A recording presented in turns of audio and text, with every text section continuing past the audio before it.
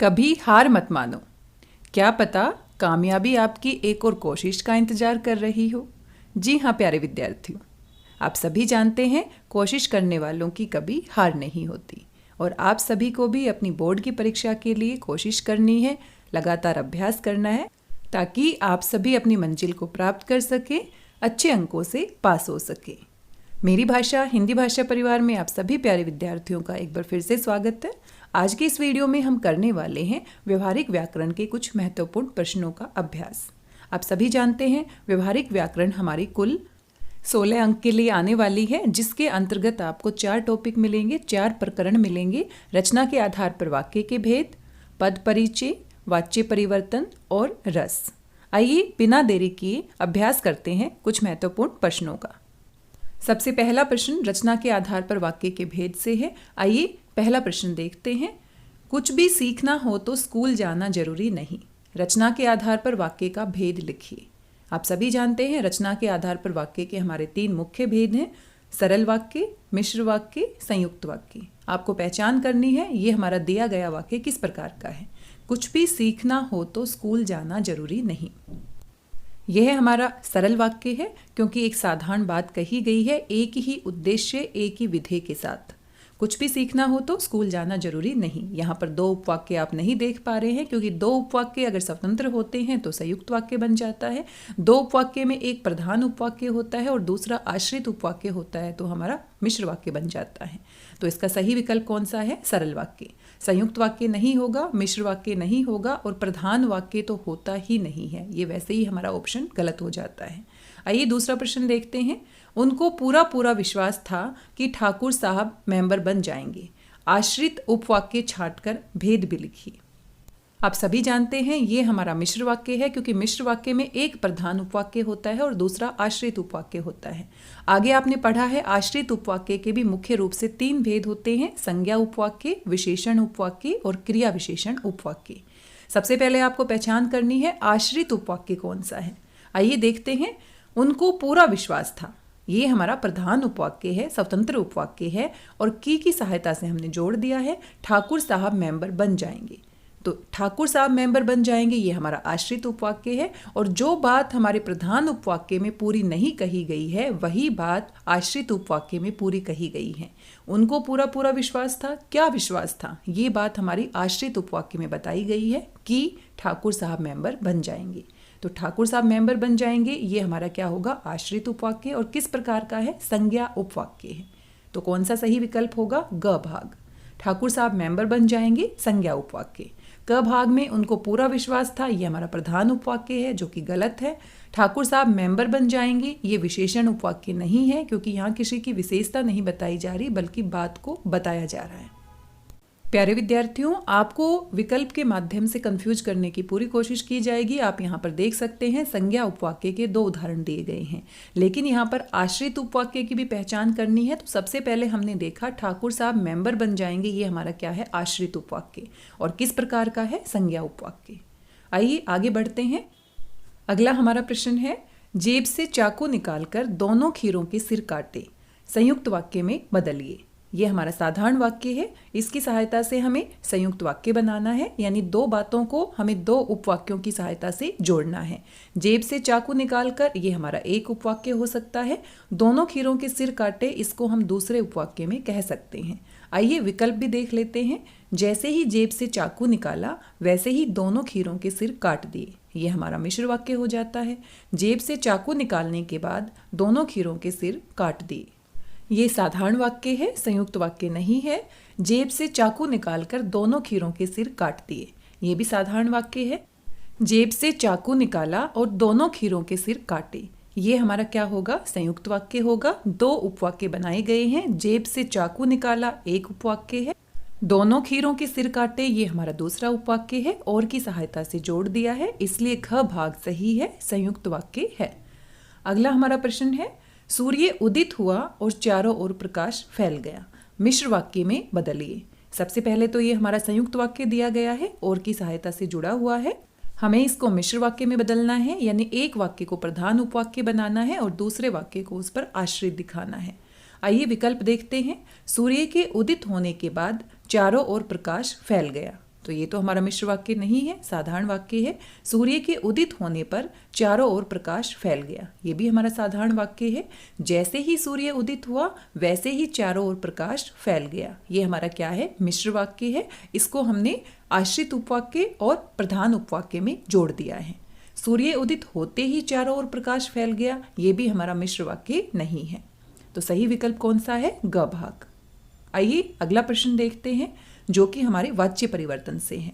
सबसे पहला भाग है, मुझसे रात भर सोया न गया, वाच्य भेद लिखिए। तो वाच्य के 3 भेद होते हैं, कर्तृवाच्य, कर्मवाच्य और भाववाच्य। आपको पहचान करनी है दिया गया वाक्य किस वाच्य के भेद में आता है। मुझसे रात भर सोया न गया, मुझसे में कर्ता के साथ से का प्रयोग किया है, यानी कर्मवाच्य और भाववाच्य हो सकता है। और कर्मवाच्य और भाववाच्य में अंतर स्पष्ट करने के लिए हमें पता होना चाहिए हमारी क्रिया सकर्मक है या फिर अकर्मक है। मुझसे रात भर सोया न गया, सोना हमारी अपने आप में क्या है, अकर्मक क्रिया है, तो ये हमारा पूरा वाक्य क्या होगा, भाववाच्य। मुझसे रात भर सोया न गया। कर्तृवाच्य तो होगा ही नहीं क्योंकि कर्ता के साथ से और के द्वारा लगा है, जो कि कर्तृवाच्य में नहीं होता। कर्मवाच्य भी नहीं होगा क्योंकि क्रिया हमारी सकर्मक नहीं है, कर्म की मौजूदगी नहीं है। तो सबसे सही विकल्प कौन सा है, ग भाग। आइए दूसरा भाग देखते हैं। प्रवासी पक्षियों द्वारा लंबी उड़ान भरी गई, कर्तृवाच्य में बदलिए। इस वाक्य को आपने परिवर्तन करना है, कर्तृवाच्य में बदलना है। आइए विकल्प देखते हैं। प्रवासी पक्षी लंबी उड़ान भरेंगे, भरेंगे यानी भविष्य काल है, जो कि गलत होगा। प्रवासी पक्षियों से लंबी उड़ान भरी गई, तो ये तो हमारा वही वाक्य है जो दिया गया है। द्वारा को हटाकर यहाँ पर से का प्रयोग कर दिया है, तो ये हमारा कर्तृवाच्य नहीं है। प्रवासी पक्षियों ने लंबी उड़ान भरी, ये हमारा सही विकल्प है। द्वारा को हमने हटा दिया है और इसको कर्तृवाच्य में हमने बदल दिया है, कर्ता की प्रधानता को दिखाया है। प्रवासी पक्षियों ने लंबी उड़ान भरी, इनमें से कोई नहीं, ये भी हमारा गलत विकल्प है। तो सही विकल्प कौन सा होगा, ग भाग। अगला प्रश्न देखते हैं। बच्चे सो रहे हैं, भाववाच्य में बदलिए। बच्चे सो रहे हैं ये कर्तृवाच्य है, कर्तृवाच्य से हमें क्या करना है, भाववाच्य में बदलना है, क्योंकि क्रिया सोना क्या है, अकर्मक, तो इसलिए भाववाच्य में ही परिवर्तन होगा, कर्मवाच्य तो बनेगा ही नहीं। बच्चे सो रहे हैं यानी बच्चों से सोया जा रहा है। सो रहे हैं लगातार क्रिया हो रही है, तो उसी पैटर्न पे हमने क्रिया का परिवर्तन भी करना है और बच्चे यानी कर्ता के साथ हमें से या के द्वारा का प्रयोग करना है। आइए विकल्प देख लेते हैं। बच्चों से सोया जा रहा है, बिल्कुल सही विकल्प है। बच्चे सोते हैं, ये तो बिल्कुल ही गलत है।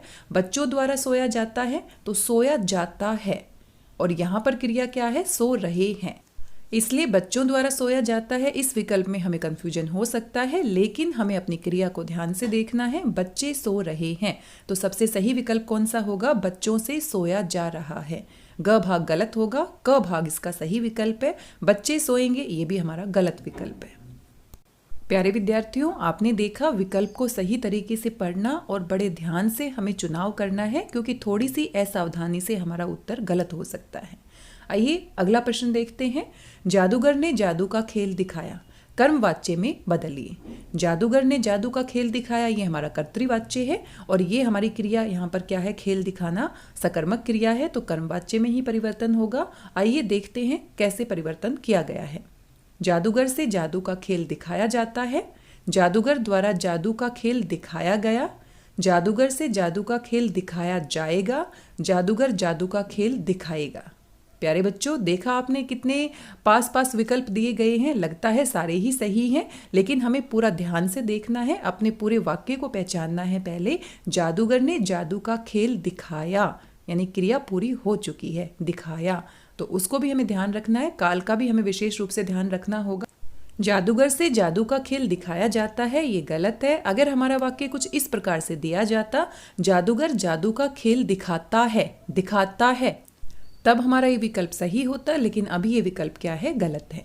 ख भाग में जादूगर द्वारा जादू का खेल दिखाया गया, तो ये सही है, दिखाया यानी दिखाया गया। ख भाग हमारा सही विकल्प है। ग भाग में क्या कहा गया है, जादूगर से जादू का खेल दिखाया जाएगा, तो यहाँ पर भी काल का परिवर्तन है, भविष्य काल में है बात, लेकिन दी गई बात हमारी भविष्य काल में नहीं है। जादूगर जादू का खेल दिखाएगा, ये तो हमारा कर्तृवाच्य है, से और के द्वारा का प्रयोग यहाँ पर नहीं किया गया है, यानी कर्मवाच्य नहीं है। तो सही विकल्प हमारा कौन सा है, ख भाग। अगला हमारा भाग है, तुमसे गिलास तोड़ा गया, कर्तृवाच्य में बदलिए। तुमसे गिलास तोड़ा गया, ये हमारा कर्मवाच्य है, कर्ता के साथ से का प्रयोग है, क्रिया हमारी सकर्मक है। हमने क्या करना है, कर्तृवाच्य में बदलना है। तो हम किस प्रकार से कर सकते हैं, से का प्रयोग हम हटा देंगे। तुमने गिलास तोड़ दिया, क भाग हमारा बिल्कुल सही है, तुमने गिलास तोड़ दिया।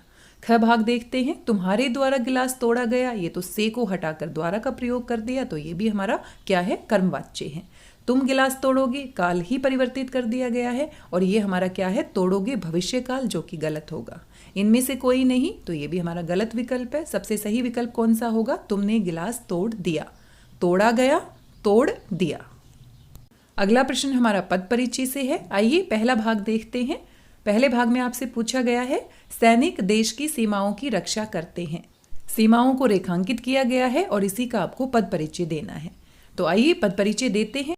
सबसे पहले हमें पहचान करनी है, सीमाओं पद हमारा किस प्रकार का है। क्या ये हमारा संज्ञा है? अगर संज्ञा की बात करें तो हाँ, ये संज्ञा है। अब संज्ञा में भी किस प्रकार की संज्ञा है? क्या ये व्यक्तिवाचक संज्ञा है, जातिवाचक संज्ञा है या भाववाचक? तो व्यक्तिवाचक संज्ञा तो बिल्कुल नहीं है, भाववाचक संज्ञा भी नहीं है। ये हमारी क्या है, जातिवाचक संज्ञा। एक से अधिक सीमाओं की बात की गई है और सीमा हमारा क्या है, जातिवाचक संज्ञा। अगर यहाँ किसी विशेष सीमा की बात की जाती, उसका नाम दिया जाता, जैसे भारत और पाकिस्तान के बीच की सीमा का नाम दिया जाता, तो हम उसको व्यक्तिवाचक संज्ञा में रखते। लेकिन यहाँ किसी भी देश की सीमाओं की बात की गई है तो ये जातिवाचक संज्ञा है। यानी क भाग भाववाचक संज्ञा, ये विकल्प गलत हो जाता है। ग भाग व्यक्तिवाचक संज्ञा, ये विकल्प भी गलत हो जाता है। ख और घ, इन दोनों विकल्प में जातिवाचक संज्ञा दिया गया है। आइए आगे देखते हैं। ख भाग को देखते हैं। जातिवाचक संज्ञा सही है, बहुवचन बिल्कुल सही है, बहुत सारी सीमाओं की बात की गई है। स्त्रीलिंग, सीमा हमारा स्त्रीलिंग है, ये भी सही है।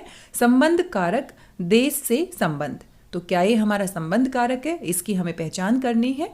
सैनिक देश की सीमाओं की रक्षा करते हैं, तो का, के, की और देश के साथ इसका संबंध है, तो ख भाग हमारा बिल्कुल सही है। घ भाग में क्या दिया गया है, अधिकरण कारक, जो कि गलत है। इसलिए सभी विकल्पों को हमने ध्यान से पढ़ना है। ख भाग सबसे सही है, जातिवाचक संज्ञा, बहुवचन, स्त्रीलिंग, संबंध कारक और किसके साथ संबंध है, देश से संबंध है।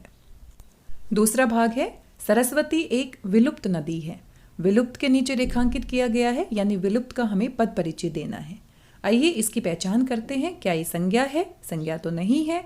फिर क्या ये सर्वनाम है? सर्वनाम भी नहीं है। फिर क्या ये विशेषण है? हाँ, ये विशेषण है। विशेषण की पहचान करने के बाद अब हमें देखना है किस प्रकार का विशेषण है। सरस्वती एक विलुप्त नदी है।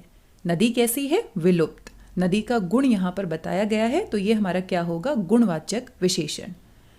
क भाग, ग भाग और घ भाग तीनों में गुणवाचक विशेषण दिया गया है। ख भाग हमारा वैसे ही गलत हो जाता है। आइए आगे देखते हैं तीनों में से कौन सा विकल्प सही है। क भाग में गुणवाचक विशेषण सही है। एक वचन यानी एक नदी की बात की गई है, तो एक वचन सही है। स्त्रीलिंग, नदी का जो हमारा लिंग होगा वही हमारा विलुप्त यानी उसके विशेषण का भी लिंग होगा, तो ये भी सही है। नदी हमारा स्त्रीलिंग है, तो विलुप्त भी क्या होगा, स्त्रीलिंग। नदी विशेष्य और नदी इसका क्या है, विशेष्य है, तो बिल्कुल सही विकल्प है क भाग। आइए ग भाग और घ भाग में देख लेते हैं गलती कहाँ पर है। ग भाग में गुणवाचक विशेषण सही है, एक वचन सही है। पुल्लिंग यहाँ पर गलती है, पुल्लिंग नहीं है, क्योंकि नदी का जो लिंग होगा वही विलुप्त का भी लिंग होगा, तो नदी हमारी स्त्रीलिंग है, तो पुल्लिंग वाला ऑप्शन गलत है। घ भाग में देखते हैं, गुणवाचक विशेषण सही है, बहुवचन ये गलत है, क्योंकि एक नदी की बात की गई है तो एक वचन आना चाहिए, तो घ भाग भी हमारा क्या है, गलत। सबसे सही विकल्प कौन सा होगा, क भाग। इसीलिए प्यारे विद्यार्थियों, बार बार आपसे कहा जा रहा है कि आपको सभी विकल्प को ध्यान से पढ़ना है और थोड़ा सा ध्यान से आपने अपने उत्तर को लिखना है। जब मल्टीपल चॉइस क्वेश्चंस आते हैं तो वहां पर गलती होने के चांसेस बढ़ जाते हैं, इसीलिए हमें चारों ऑप्शन में से सही विकल्प का चुनाव करना है। बड़े ध्यान से हमें चुनाव करना है। आइए अगला भाग देखते हैं। राम और श्याम दौड़ रहे हैं। दौड़ रहे हैं इसको रेखांकित किया गया है, यानी इसी का हमें पद परिचय देना है। दौड़ रहे हैं किस प्रकार का पद परिचय होगा, सबसे पहले पहचान करनी है। क्या ये संज्ञा है? नहीं। सर्वनाम है? नहीं। विशेषण है? नहीं। क्रिया, हाँ, इसमें कोई ना कोई काम हो रहा है, तो ये हमारी क्रिया है। दौड़ रहे हैं और क्रिया है, तो किस प्रकार की क्रिया है। अब हमें क्रिया के भेद की पहचान करनी है। दौड़ना क्रिया अकर्मक क्रिया है, यानी कि ये अकर्मक क्रिया है। तो ऑप्शन में सकर्मक क्रिया वाला विकल्प हमारा गलत हो जाता है। क भाग हमारा वैसे ही गलत हो जाता है। ख भाग में भी अकर्मक क्रिया है, ग में भी अकर्मक क्रिया है और घ में भी अकर्मक क्रिया है। आइए आगे देखते हैं।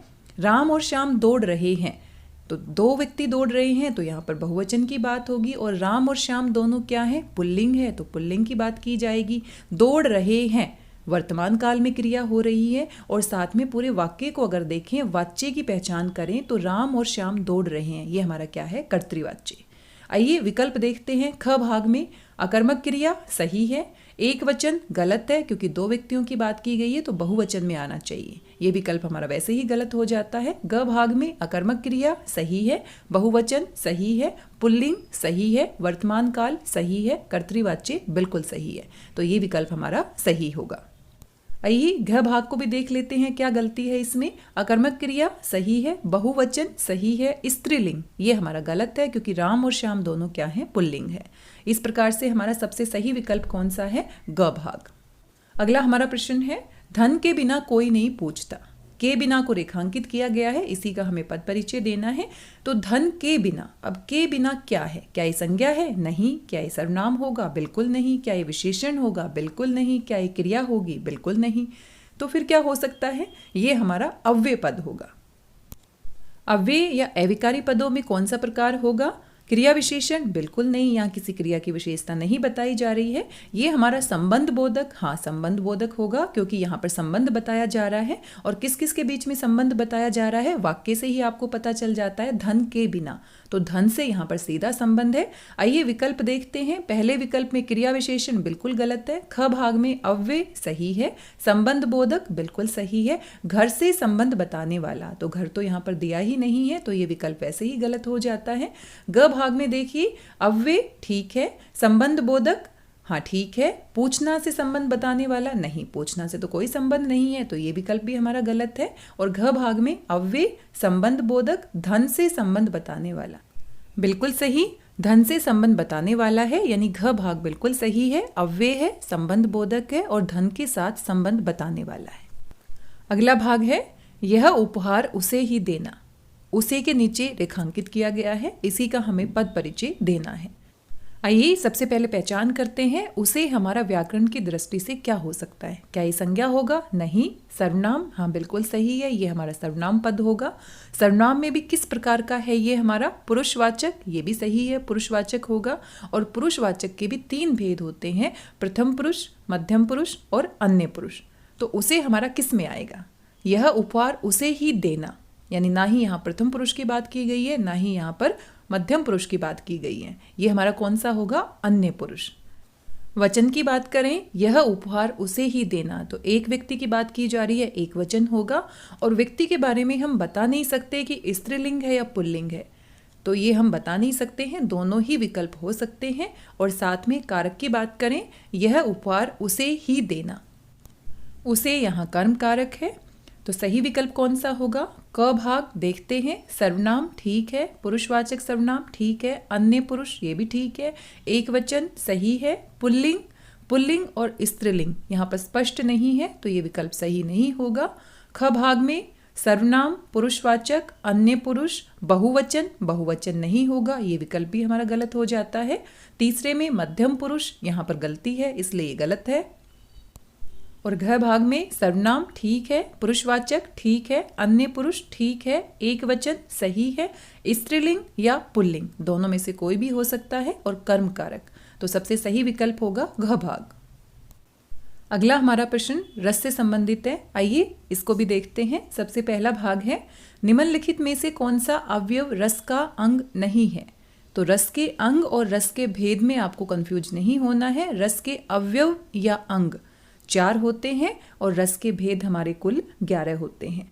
रस के कौन कौन से अंग होते हैं? स्थायी भाव, विभाव, अनुभाव और संचारी भाव।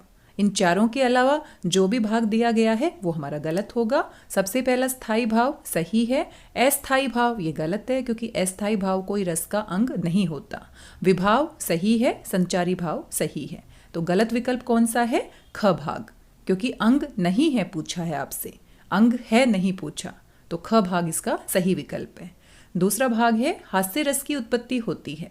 4 विकल्प है, आइए विकल्प पढ़ लेते हैं। किसी व्यक्ति या वस्तु को देखकर या उसका वर्णन सुनकर आश्चर्य होने पर, जहां पर आश्चर्य उत्पन्न होता है वहां पर अद्भुत रस होता है। व्यक्ति के मन में क्रोध का भाव आने पर, जहां पर क्रोध के भाव आते हैं वहां पर क्या होता है, रौद्र रस। किसी व्यक्ति या वस्तु को देखकर या उसका वर्णन सुनकर हंसी आने पर यह हमारा हास्य रस होगा, क्योंकि पूछा भी हमसे यही गया है, हास्य रस की उत्पत्ति होती है। किस स्थिति में होती है, किसी व्यक्ति या वस्तु को देखकर या उसका वर्णन सुनकर हंसी आने पर हास्य रस की उत्पत्ति होती है। ग भाग हमारा बिल्कुल सही है। उत्साह की अधिकता होने पर वीर रस होता है। तो यहाँ पर परिभाषाएं दी गई हैं कि किस भाव के कारण कौन सा रस उत्पन्न होता है। आपको सिर्फ उसी रस के बारे में बताना है जिससे हास्य रस की उत्पत्ति होती है। ग भाग हमारा बिल्कुल सही है। अगला भाग है निम्नलिखित काव्य पंक्तियों में कौन सा रस है। कौरवों का श्राद्ध करने के लिए या कि रोने को चिता के सामने, शेष अव्यय रह गया कोई नहीं, एक वृद्धा एक अंधे के सिवा। ये पंक्तियां आपको दी गई है, इसमें आपको रस की पहचान करनी है। क्या ये हमारा वीर रस है, करुण रस है, भयानक रस है या फिर शांत रस है। अगर आप थोड़ा सा ध्यान देते हैं, ये पंक्तियां महाभारत के युद्ध के समाप्त होने के बाद की पंक्तियां हैं। कौरवों का श्राद्ध करने के लिए एक वृद्धा यानी गांधारी और एक अंधे यानी कि धृतराष्ट्र के सिवा कोई भी नहीं बचता है, सभी की मृत्यु हो जाती है।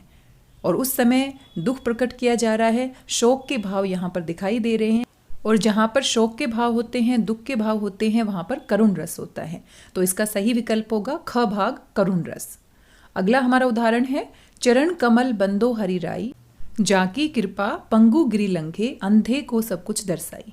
इन पंक्तियों का स्थायी भाव लिखिए। आपसे रस नहीं पूछा गया है, आपसे स्थायी भाव पूछा गया है। तो इन पंक्तियों में ईश्वर के प्रति भक्ति दिखाई गई है, ईश्वर के प्रति प्रेम, रति के भाव दिखाए गए हैं। तो यहाँ पर उत्साह नहीं होगा, शोक के भाव नहीं है, रति यहाँ पर सही विकल्प है। ग भाग बिल्कुल सही है। निर्वेद नहीं होगा। उत्साह हमारा वीर रस का स्थायी भाव होता है, शोक हमारा करुण रस का स्थायी भाव होता है, निर्वेद हमारा शांत रस का स्थायी भाव होता है। रति हमारा किसका स्थायी भाव होगा, भक्ति रस का। जहाँ प्रेम होता है वहाँ पर रति के भाव होते हैं। और इसी आधार पर 3 रसों के अलग अलग नाम रखे गए हैं। जहाँ प्रेमी और प्रेमिका के बीच में प्रेम के भाव दिखाई देते हैं, वहाँ पर जो रति उत्पन्न होती है उससे श्रृंगार रस की उत्पत्ति होती है। जहाँ पर किसी बड़े व्यक्ति का माता पिता का छोटे बच्चे के प्रति वात्सल्य दिखाया जाता है, वहाँ पर जो रति उत्पन्न होती है, प्रेम का भाव उत्पन्न होता है, उसको हम वात्सल्य रस कहते हैं।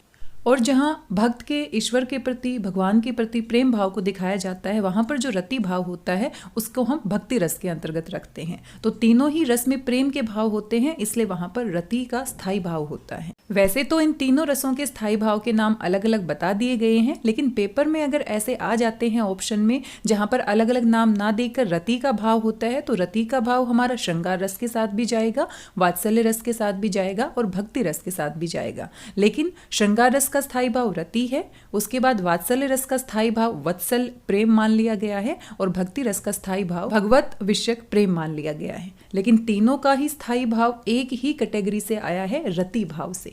और रति के कारण अगर ऑप्शन में हमारे पास तीनों का अलग अलग नहीं दिया जाता है तो रति के साथ ही हम जाएंगे। यहाँ पर रति सही विकल्प होगा।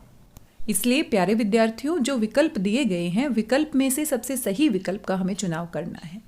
अगला हमारा भाग है जुगुप्सा किस रस का स्थायी भाव है। तो रस के नाम और रस के स्थायी भाव आपको अच्छे से याद होने चाहिए। 1 से 2 प्रश्न आपको जरूर इनमें से मिल जाएंगे। जुगुप्सा जहाँ पर घृणा के भाव होते हैं, और ये किस रस का स्थायी भाव है, विभत्स रस का। करुण रस का स्थायी भाव शोक है, भयानक रस का स्थायी भाव भय है, रौद्र रस का स्थायी भाव क्रोध है।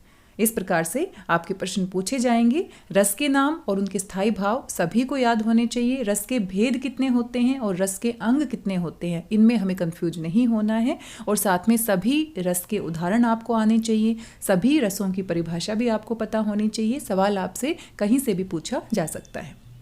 प्यारे विद्यार्थियों, आज के इस वीडियो में हमने व्यवहारिक व्याकरण के कुछ महत्वपूर्ण प्रश्नों पर चर्चा की है। आशा करती हूँ आपको प्रश्न समझ में आए होंगे, साथ ही आपको वीडियो पसंद आया होगा। अपना फीडबैक जरूर दीजिएगा। आज के इस वीडियो में बस इतना ही। मिलते हैं अगले वीडियो में कुछ और महत्वपूर्ण प्रश्नों के साथ। तब तक स्वस्थ रहिए, व्यस्त रहिए, मस्त रहिए, खुश होकर पढ़ते रहिए, अभ्यास करते रहिए। धन्यवाद, बहुत बहुत धन्यवाद।